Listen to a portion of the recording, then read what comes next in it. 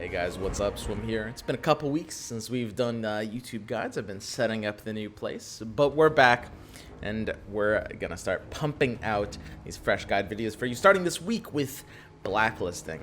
You guys hear me talk about it on stream in my videos. It's really important, and it recently got a huge change that changes everything about how you're supposed to play with it. So, what is it?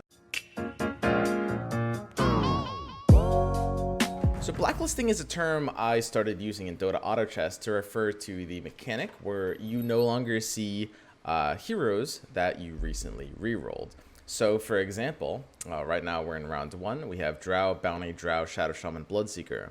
So if we were to see a new shop, either from hitting the manual reroll button or from just like the round going to round 2 and seeing a new shop, the next shop would not be able to contain any of these 4 units: Drow, Bounty, Shadow Shaman, and Bloodseeker. This has pretty immense implications in terms of how play is made. The change that recently was gone through was that this mechanic has always existed, but it used to only apply to manual rerolls. Now it applies to every reroll, which is the automatic shop between rounds. So this ends up having some really major implications in terms of how you should play the game. For example, if we were to buy this Shadow Shaman and then sell this Shadow Shaman, this is already, it looks to a new player like nothing has changed, but it actually has already had a negative impact on the game, because now Shadow Shaman isn't going to be blacklisted. He's not in the shop anymore, which means now when we go to see the next pack, the next shop from the next round, there's a chance we'll see a Shadow Shaman in there, which is not what we want. It's not really an early game unit.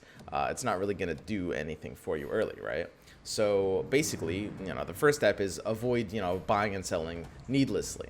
What this means is that overflowing your bench, which is something that a lot of players have gotten into the habit of doing, is actually often having a negative impact on the game, right? Which is very, very strange to kind of wrap your head around at first. You should also note this really applies mostly to the early game scenarios, because in the early game where you can only find like 1 and 2 and maybe 3 cost units, your pool of heroes is going to be lower, so like blacklisting individual heroes is going to have a much more noticeable effect. For example, if we were to basically try to go into round 2 here, after just taking the Warlock, we can just take Warlock because it doesn't diminish the blacklist here. Because we still have Warlock, Shadow Shaman, Ogre, and Anti-Mage.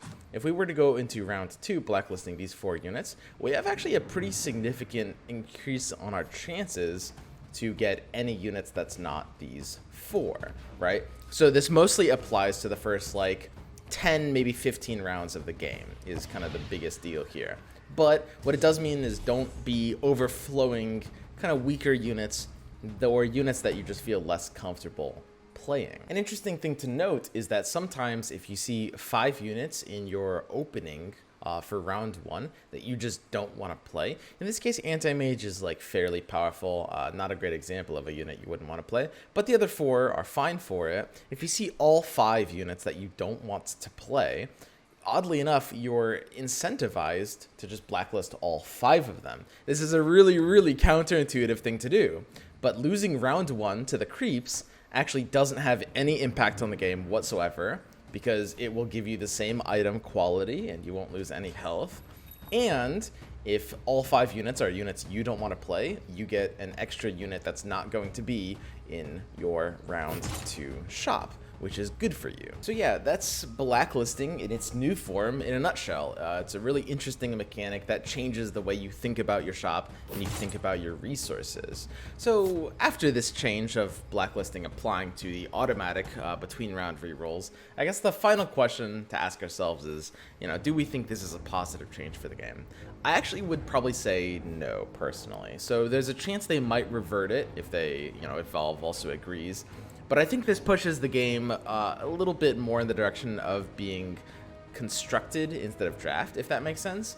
It's kind of better for players that like forcing specific strategies over and over again, but it creates bad incentives in terms of stuff like playing for the bench and trying to keep your path as open as possible, because it disincentivizes stuff like overflowing and stuff like just playing for a wide bench, where I think in the first 15 rounds of the game, specifically the first 10, the bench is really, really important because it represents your ability as a player to keep your options as open as you want to keep them, and any limitation on that, I think, is probably going to have a negative influence to the game. So maybe they'll change it back, and in a couple weeks this video will be completely redundant, you know, who knows. But, you know, until then, this has been Blacklisting in its current form, and I'll see you guys next time.